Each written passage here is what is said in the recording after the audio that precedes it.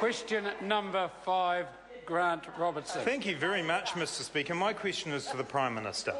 Was a staff member from the Department of Prime Minister and Cabinet present at the briefing on Operation Debut held on 14 December 2011? If so, was that same person at his meeting with Simon Murdoch and Ian Fletcher on the 12th of December 2011? Honourable Stephen Joyce, on behalf of the Prime Minister. On behalf of the Prime Minister, Mr Speaker, I am advised that in answer to the first part of the question, no. It then follows that the answer to the second part of the question is also no.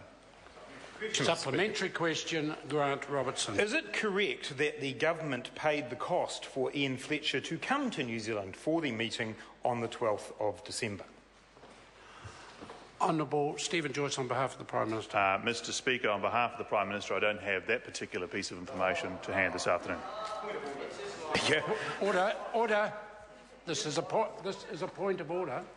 Point of order, Grant Robertson. Speaker, I seek leave of the House to table a screenshot of a Queensland Department of State travel expense form that shows a $1,060 contribution from the New Zealand Government to Ian Fletcher's travel. Is this something that has been freely broadcast to all New Zealanders? Order, that's not the question I asked. Is this something that's been screened public TV to all New Zealanders? Then that information is freely available. The further order.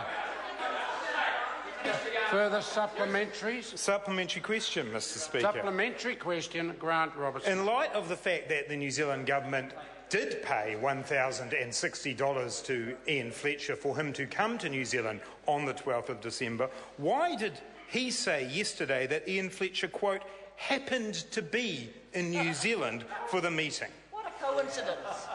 Honourable Stephen Joyce, on behalf of Mr Speaker, on behalf of the Prime Minister, I appreciate Perry Mason's efforts in this regard.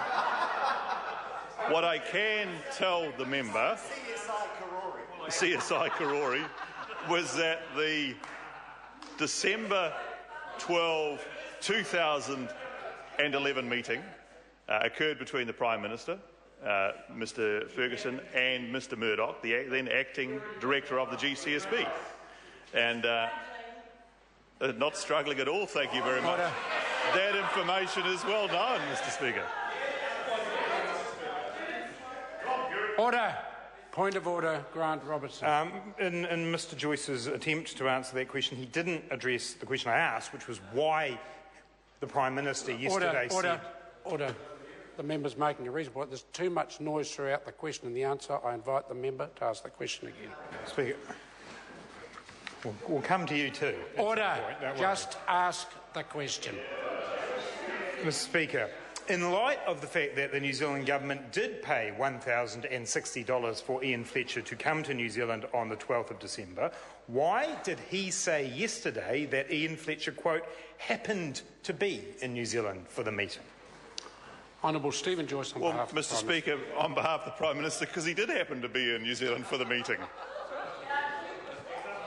Supplementary question, Grant Robertson. How can any of his claims about Ian Fletcher's appointment be taken with any credibility when he claimed in this House that his only role in appointing Ian Fletcher was to accept the recommendation of the State Services Commissioner, when in fact he organised a meeting with Ian Fletcher 3 days after he approved the appointment panel for the GCSB job? He personally called Ian Fletcher and told him to contact a member of the appointment panel, and Ian Fletcher was the only person interviewed for the job. And isn't it about time he stopped telling lies to New Zealanders? Order. That question is out of order. Order. Every member has a right to raise a point of order, and it will be heard in question. Mr Speaker, it's my understanding of the precedent of the use of the word liar is in the past always been to statements in the House. There was not a suggestion that the statement that the Prime Minister made was one in the House. Order. I need no more assistance. That sort of question will lead to disorder in this House, and on that basis it was ruled out of order. The member wants to add to his record of leaving the House talking when I'm talking to a point of order. Will ensure that happens. Again, this is a point of order. It will be heard in silence. Mr Speaker, I draw your attention to the answers that Mr Joyce gave on behalf of the Prime Minister, which were deliberately avoided answering the question. We had to force him to answer another question. All of his answers were in fact out of order. They all began with an insult to me as a questioner. So if you're looking for where disorder starts in the House, Mr Speaker, it starts with Mr Joyce not answering questions properly. In my opinion, the Minister addressed every question apart from one. I gave the member the opportunity to then ask that question again, to which, to my satisfaction, the Minister then addressed that question. If it's a re-litigation of this matter, I will take that very seriously. Honourable Trevor Mallard. Mr Speaker, while Grant Robertson had his point of order, Mr Joyce interjected 5 times and was not reprimanded. Order.